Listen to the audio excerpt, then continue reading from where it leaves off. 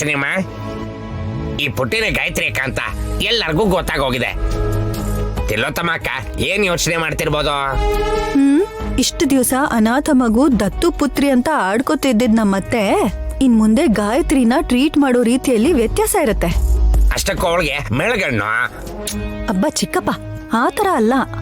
ಹೆರಿಗೆಯಲ್ಲೇ ಕಳೆದೋಗಿದ್ ಮಗು ತನ್ಮನೇಲೆ ಓಡಾಡ್ತಿದ್ರುನು ನಿಜ ಅನ್ನ ತಿಳ್ಕೊಳಕಾಗ್ದೆ ಇಷ್ಟು ದಿವಸ ಯಾಮಾರ್ಬಿಟ್ವಿ ಅಂತ ನಡೆದಿರೋದನ್ನೆಲ್ಲ ನೆನಪು ಮಾಡ್ಕೊಂಡು ಹಲ್ ಕಡಿತಾ ಕುತ್ಕೊಂಡಿರ್ತಾರೆ.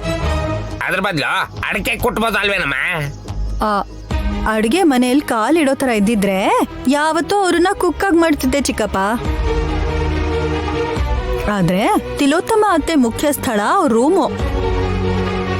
ದ್ವೇಷದಿಂದ ಕಿಡಿಕಾರ್ತಾ ಗಾಯತ್ರಿ ಪುಟ್ಟಿಯಿಂದ ಬರೋ ಸಾವಿನ ಅಪಾಯನ ಹೇಗ್ ತಪ್ಪಿಸ್ಕೋಬಹುದು ಅಂತ ಯೋಚನೆ ಮಾಡ್ತಾನೆ.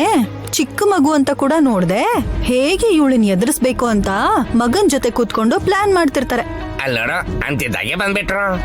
ನನ್ ಬಗ್ಗೆನೆ ಮಾತಾಡ್ತಾ ಇದ್ದೀರಾ? ಹೌದು ಅತ್ತೆ. ಯಾಕೋ ಪಾಪ ಯಾರ ಬಗ್ಗೆ ಜಾಸ್ತಿಯಾಗಿ ಮಾತಾಡ್ತೀವೋ ಅವ್ರ ಆಯುಷ್ಯ ಜಾಸ್ತಿ ಆಗತ್ತಂತೆ.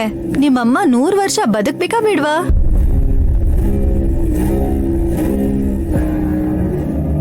ಈಗ ಅತ್ತೆಗ್ ಯಾವ ರೋಗ ಇದೆ ಅಂತ ಅರ್ಧ ಆಯುಸ್ಸಿಗೆ ಹೋಗ್ಬೇಕವ್ರು?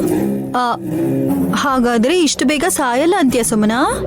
ಏಯ್, ಬಾಯ್ ಮುಚ್ಕೋತೀರಾ ಇಬ್ರುನು? ಬೆಳಗ್ಗೆನೆ ಒಳ್ಳೇದ್ ಮಾತಾಡ್ಬೇಕೆ ಹೊರತು ಹುಚ್ಚುಚ್ಚಾಗಿ ಯಾಕೆ ಮಾತಾಡ್ತಿದ್ದೀರಾ? ಏನಾಯ್ತು ಮಾಮ್? ಏನಿಲ್ಲ ವಿಶಾಲು, ಅಕ್ಕಂಗೆ ಎಷ್ಟು ಆಯುಷ್ಯ ಇದೆ ಅಂತ ಚರ್ಚೆ ಮಾಡ್ತಿದೀವಿ ಅಷ್ಟೇ.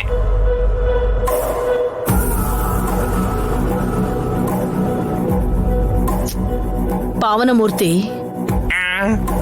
ದೊಡ್ಡೋನ್ ನೀನ್ ಕೂಡ ತಲೆ ಕೆಟ್ಟಂಗೆ ಮಾತಾಡ್ಬೇಡ. ಗಾಯತ್ರಿ ಪುಟ್ಟಿನೇ ದೊಡ್ಡಮ್ಮ ಅಂತ ಗೊತ್ತಾಗಿದ್ದಕ್ಕೆ ನಿನ್ ಟಾಪಿಕ್ ಬಂದಿರುತ್ತಮ್ಮ.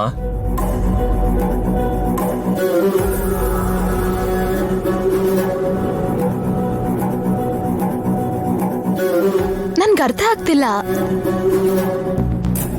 ಏನಿಲ್ಲ ಬಿಡು ಸುಮನ, ಏನೇನೋ ಮಾತಾಡಿ ಬೇಡ್ದಿರೋ ಭಯಕ್ಕೆ ಒಳಗಾಗ್ಬೇಡಿ ನೀವು.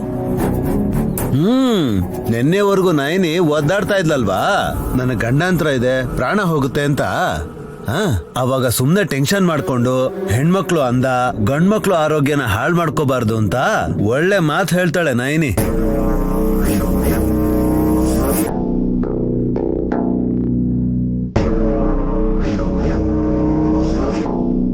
ಹೌದು ವಲ್ಲಭ,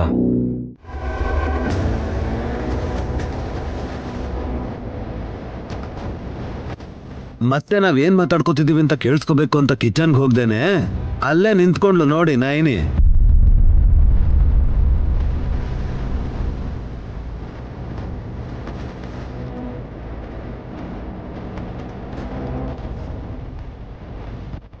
ಹಾವು ನನ್ನನ್ನು ಕಚ್ಚುತ್ತೆ ಅಂತ ಹೇಳಿದ್ರೆ ಮನೇಲಿರೋರೆಲ್ಲ ಗಾಬರಿ ಆಗ್ತಾರೆ ಅನ್ಸುತ್ತೆ. ಹೇಳೋದು ಬೇಡವೋ? ಯಾಕಾಗ್ ನೋಡ್ತಿದ್ಯಾ ನೈನಿ?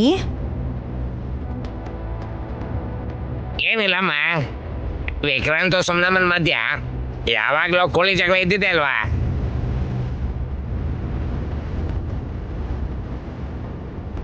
ನೈನಿ ಏನೋ ಮಾತಾಡ್ದೆ ಯಾಕೆ ಹಾಗೆ ನೋಡ್ತಾ ಇದ್ದಾಳೆ? ಏನಾಯ್ತಕ್ಕ? ಏನಿಲ್ಲ.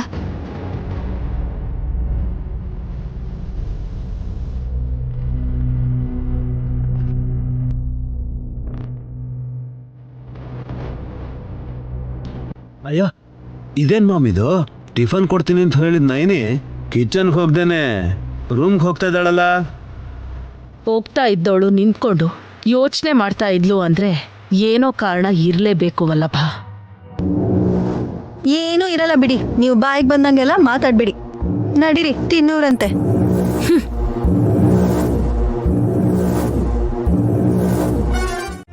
ನನಗ್ಯಾಕ್ರಿ ಅರ್ಥ ಆಗಲ್ಲ? ABCD 3 ಅಕ್ಷರ ಅದು. ಅಯ್ಯೋ ಸುಮನ, ನನ್ ತಾಯಿ ನೀನು ಎಷ್ಟು ಮುದ್ದಾಗಿ ಹೇಳಿದ್ಯೋ. ಸರಿ, ಇಲ್ಲಿ ಕೊಡು, ಅಕೌಂಟ್ಸ್ ಚೆಕ್ ಮಾಡ್ಬೇಕು. ಇದನ್ ತಗೊಂಡ್ ಹೋಗಿ ಆಚೆ ಡಸ್ಟ್ಬಿನ್ ಅಲ್ಲಿ ಹಾಕೋಣ ಅಂತಿದೀನಿ. ಏಯ್, ಹುಚ್ಚೇನ ನಿಂಗೆ? ಇದಿರೋದ್ರಿಂದಾನೇ ಅಲ್ವಾ ನೀವು ಹುಚ್ಚರ ತರ ಇದ್ರಲ್ಲಿ ಮುಳುಗ್ ಹೋಗಿ ಗಂಟಾನುಗಟ್ಲೆ ಕೆಲ್ಸ ಮಾಡೋದು? ಅಯ್ಯೋ ಸುಮನ, ನಿನ್ ಗಂಡ ನಿನ್ನ ಹತ್ರ ಮಾತಾಡಲ್ಲ ಅಂತಾನೋ ಟೈಮ್ ಪಾಸ್ ಮಾಡಲ್ಲ ಅಂತಾನೋ ಇದನ್ನ ನೀನು ಬಿಸಾಕ್ಬೇಕು ಅಂತ ಡಿಸೈಡ್ ಮಾಡಿದ್ರೆ ನಮ್ಮೆಲ್ರಿಗೂ ಪ್ರಾಬ್ಲಮ್ ಆಗುತ್ತೆ. ಇದರಲ್ಲಿ ಇಂಪಾರ್ಟೆಂಟ್ ಫೈಲ್ಸ್ ಇದೆ ಗೊತ್ತಾ? ಏನೋ ಅಕ್ಕ, ನನ್ಗದೆಲ್ಲ ಗೊತ್ತಾಗಲ್ಲ.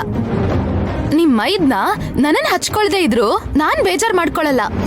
ನನ್ ಮಗ್ಳನ್ ಕೇರ್ ಮಾಡ್ದೆ ಇದ್ರೆ ನನಗ್ ತುಂಬಾ ಕೋಪ ಬರತ್ತೆ. ಉಲೂಚಿ ಹುಟ್ಟಾಗ ಹೇಗಿದ್ನೋ ನಾನು ಇವಾಗ್ಲೂ ಹಾಗೇ ಇದ್ದೀನಿ. ಆದ್ರೂ ನಾನು ಮಾಡ್ಬೇಕಾಗಿರೋದೆಲ್ಲ ನನ್ನ ಸಂಬಳದಲ್ಲಿ ಮಾಡ್ತಾ ಇದ್ದೀನಿ. ಬರೋ 1,00,000 ರೂಪಾಯಲ್ಲಿ ಏನ್ ಮಾಡಕ್ಕಾಗತ್ತೆ? ಹಾಗೆಲ್ಲ ಅನ್ಕೋಬಾರ್ದು ಸುಮ್ನಾ. ಗಂಡ 10 ರೂಪಾಯಿ ಸಂಪಾದನೆ ಮಾಡಿದ್ರು ತೃಪ್ತಿ ಪಡ್ಬೇಕು. ಕೆಲವರಂತೂ ಕೆಲ್ಸ ಕಾರ್ಯ ಇಲ್ದೆ ಬಿದ್ದಿರ್ತಾರೆ.